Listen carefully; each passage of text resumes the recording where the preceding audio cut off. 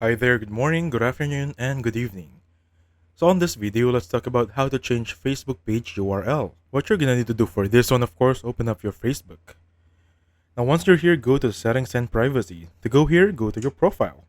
Click on the gear icon right there and look for see more account setter. Once you're here, go to profile and just click the profile you want to change your URL to. Click username right there. Now for this one, you're going to have the option to sync your username or basically change the username of your profile accounts. If you change the username, your URL will automatically change. It's going to be easy as that. For example, you have a username for numbers, random, etc., random characters. It's an auto-generated URL. You can change that to a specific one just by clicking this one and you'll be good to go. Alright? And basically that's it. So thank you so much for watching.